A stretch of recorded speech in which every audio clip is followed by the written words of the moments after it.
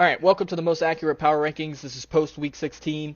This is as good as it gets, okay? It is left to right, so it is 1 through 32. I got 6 tiers here for you. There's Mega Bums, Copium, NFC South, missing some pieces, and then the actual Super Bowl contenders.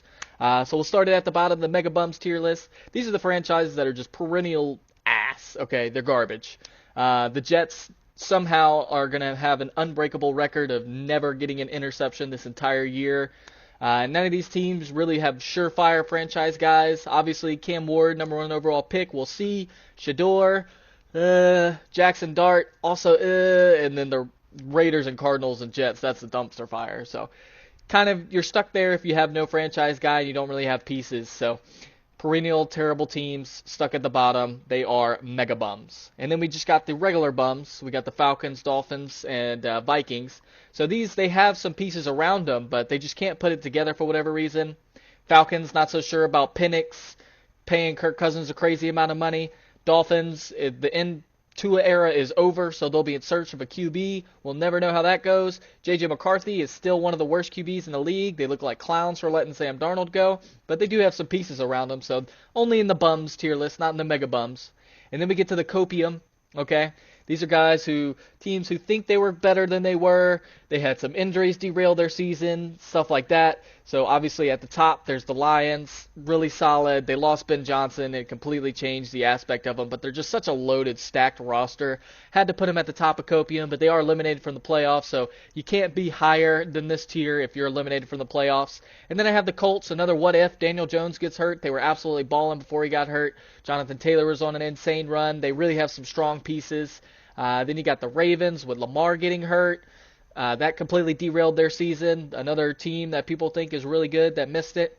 The Cowboys, who have outperformed expectations. One of the best offenses, but one of the worst defenses. We'll see what they can do in the offseason. And then we got my Saints. Who dat baby? Tyler Shuck. 3-game winning streak. About to make it 4 against the Titans. Looks like we finally got a franchise guy. We're finally going to have some money. A lot of that old cap from the Drew Brees days is finally going away. So definitely smoking some Tyler Shuck copium there. Bengals, obviously Joe Burrow gets hurt. No idea what would happen with their season. So they're in the copium tier. Same with the Commanders. Same with the Chiefs. Both of these teams, your starting QB gets hurt, it derails your season. That's just tough. But easily could put the Chiefs at the bottom in the mega bums list.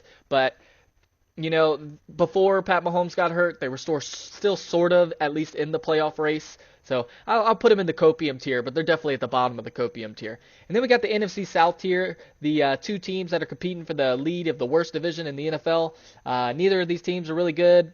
Bucks were really good, and now they're on a super long shit streak. Baker was looking like MVP. He's been off. Mike Evans coming back. I thought that might be the resurgence that Baker needed, but hasn't really changed much.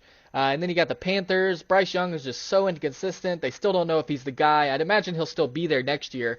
They still have another year before they have to sign him to a contract. But Panthers are another one of those. No one expected them to be as good as they are currently. Definitely outperforming expectations. And it looks like they are going to win the NFC South division. So they at least have to be up there above the copium teams. Although I think both of these teams are worse than quite a few of these on that copium tier list. The Saints are 2-0 against the Panthers. Panthers could not beat them. Saints are their daddy. And then we got the missing some pieces. These teams, a lot of these teams could make a run. We're getting now into the top 10. I'll start it at the bottom. So I got the Steelers missing some pieces. TJ Watt got hurt, but their defense, highest paid defense, and they've just been really mid, giving up a whole lot of points. Their wide receiver group, no real production from their wide receivers, and DK Metcalf just got suspended. Although shout out to Aaron Rodgers, 42 years old, playing way better than everyone expected. Really efficient with the ball, solid TD to interception ratio. He's really clutch. They hardly punted at all, if they even did again that Lions game. They handled the Lions. And then you had the Chargers. Really unfortunate with the Chargers. They were really good before they lost both their tackles. Two great tackles. It's a great team. Jim Harbaugh really builds good teams. Justin Herbert's one of the best quarterbacks. He went on a little funk, but Cowboys was his get-right game. Cowboys defense, that's who you get right against. But those tackles, they're not going to come back to tackles. So no matter what, they're going to have a terrible pass protection. Any team with a solid pass rush is just going to tear Justin Herbert's life up. Really feeling for him. He's taking the most hits in the NFL. He's really getting beat up. He had his hand, and he played through that hand surgery. They have a really solid run game and some really solid pieces, but without those tackles, they're really susceptible to having their game plan completely crushed by a good pass rush team. And then we have the Packers. Obviously, Micah Parsons tore his ACL. He's out for the season. Jordan Love's on concussion protocol. Not sure if he's going to be playing next game. Malik Willis did pretty good in his fill-in for him. But even with that efficient play from Malik Willis, they still lost to the Lilbro Bears. When you've dominated for that long, it goes to show a little something about the prospective future of your team. I mean, you've dominated them for what, like 40 years now, and now it's looking like the Bears are actually the better team. Packers, they're really solid on paper. They still don't have a number one wide receiver. They just have a lot of really solid wide receiver twos. We'll see what happens with Jordan Love, and hopefully that defense without Micah Parsons can still get to the quarterback, can still get some momentum going. And then I have the Texans missing some pieces. They just have no run game. It makes it really difficult on C.J. Stroud. A lot of people hold him in high regard. Not so sure about how good he really is. We will certainly see. This is one of those kind of he'll have to carry this offense for sure. But that defense is just so historic. Another one of those teams that can absolutely go on a run. But without the running game, you're so C.J. Stroud dependent, and he's not exactly 100% dependable. So I would expect them to drop a game or two. Just really tough without a running game, not a great offensive line. So C.J. Stroud's really going to have to carry them through the playoffs. And then we got the Buffalo Bills. Bills, okay, if they have Bills higher than where I currently have them, I have Bills and Patriots in the same spot for the same reason, okay? Neither one of these rushing defenses can stop a cold. Every team that goes against them goes off. Okay, the Ravens were favored against the Patriots. Probably would have won if Lamar played because of how poor that rushing defense is. Derrick Henry went a little vintage on them, had 150 yards. It's the same way with the Bills. Any team with at least a mid-caliber running back is going to be able to run all over them. It's going to take Superman performances from either Drake May or from Josh Allen. So I can understand why you could think that they would go on a run. But as a unit, as a whole, not really good offensive weapons, terrible rush defense. It's going to take Superman performances, which they're more than capable of doing. Both these guys are up there for the MVP race. But just can't put them with these put together teams because you can't be so reliant on a quarterback. If he has an off day, that's your game, your season, you're done. So Patriots and Bills right next to each other in this missing some pieces tier. But awesome to see from the Patriots turn around, especially considering what they were last year. But just not a lot of veterans, and they need more depth to be able to cover some of those injuries that they had throughout the season. And then the 49ers, who just dropped 48 on the Colts, who I thought had a pretty solid defense. 49ers are on an absolute tear. They haven't even punted since November 30th, so it's been a month since they've had to punt. That's just going to show their offensive capabilities. But they're another one of those teams. San Francisco every single year is cursed with injuries. You really hate to see it. They easily could be contending for a Super Bowl, but without those pieces, that defense looks suspect. They let 44-year-old Phillip Rivers absolutely carve them up. So I would definitely be concerned with some of these higher caliber teams with higher caliber quarterbacks and weapons. Now that offense could totally, with Brock Purdy, he's been great. That offense can totally shoot out with anybody, but that's not the way that you want to win a Super Bowl. You want to be a more complementary team. I do like Robert Saleh a lot as a defensive coordinator, but when you have that many injuries, especially your captain Fred Warner and then Nick Bosa as well, that's just really tough to come back from. But kudos to them for even being as dominant, still being competing for the number one seed in the NFC. That's really cool to see. And then we have the Bears, little bro of the Packers. They finally beat the Packers. Caleb Williams is coming into his own. Probably the best quarterback that the Bears have ever had, but that's not saying a lot because the Bears historically have had terrible quarterbacks. I don't even know how because they've been a franchise for 100 years, but this Bears team is really put together. Solid rushing attack from Kyle Monangai and DeAndre Swift. Caleb Williams can also hurt you with his legs, and he also has a rocket of an arm. That defense is super opportunistic. They're second or first in the NFL in interceptions. Just a really well put together team. I have them at the bottom of the Super Bowl contenders because they're still really young. When you have to rely on a young quarterback like Caleb Williams, you can't have a super high faith in them. So just going to keep them at the bottom, but they're a really well put together team. If Caleb Williams can continue this role that he's been on, they absolutely could be a Super Bowl contender. And then we have the Eagles, who have been on a funk. You might disagree with having the Eagles this high. This roster is just so stacked. If they can figure out whatever the heck is going on with them, they can easily be making another Super Bowl run as a repeat champion. But just Jalen Hurts has been a little bit off. There's not been good chemistry. A.J. Brown, Saquon Barkley finally had a good game last game. We'll hope he can continue to build on that. But their roster is just so put together. Great defense, a lot of young players, so there's a lot of rookie deals, a lot of money. But as long as they can get it together, they are perfectly fine. If they get it together, I would still put them up as one of the best teams. But currently, still putting them as Super Bowl contender, just on the lower end.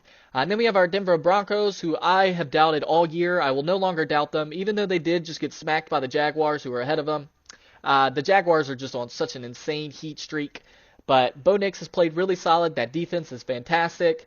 R.J. Harvey, he's a rookie running back. We'll have to see how he does more on that rushing part of it. But as a pass catching back, he's great.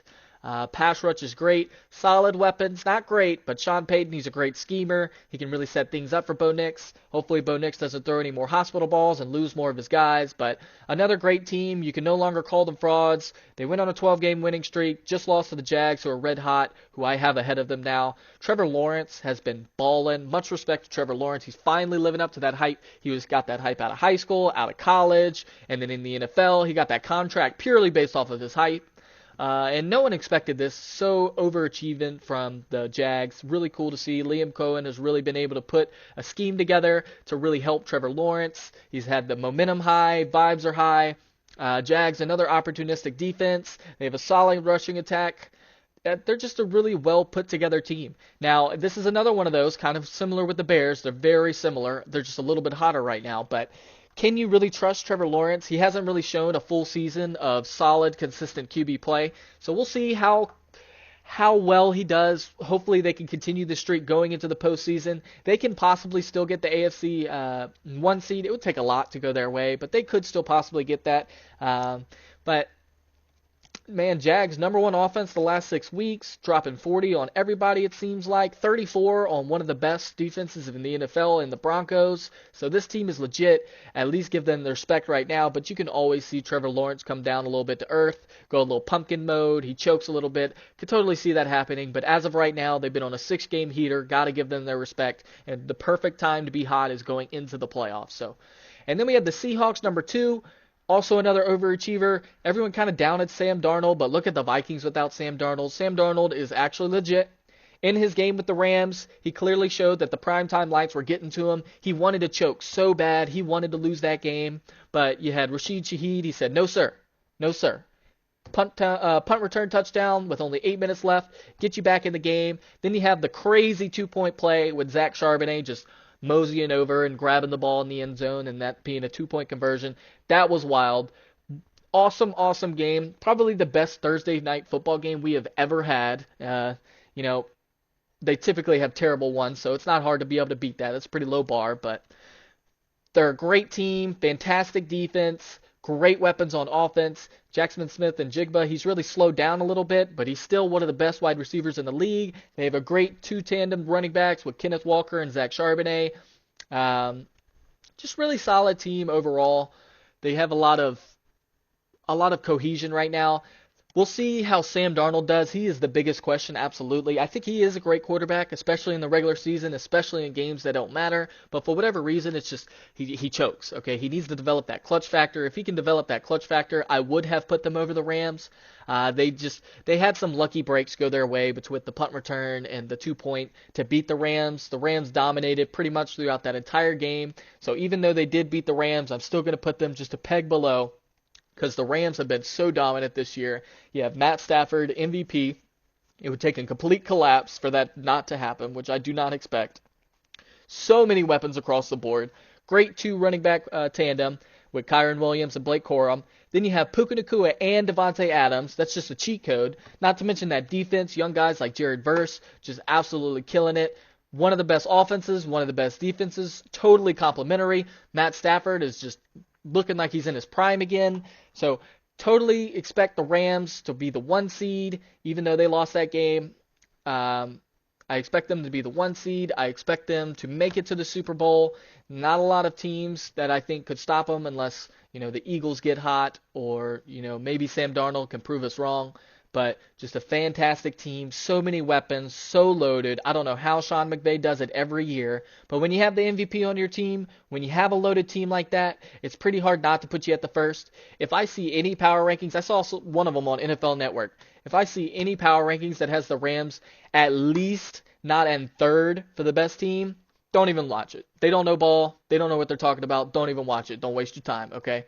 But here's our perennial. So our top 10, we have the Packers, Chargers, and Steelers just barely out of it. I have the Texans at 10 purely because that defense is so dominant. They let the Raiders almost beat them. Not a good look. Hopefully CJ Stroud can get it together. People might be a little upset with the Patriots and Bills, but they're just so young, so lacking in weapons. Rush defense is really suspect, but totally could still go on a run with those Superman quarterbacks.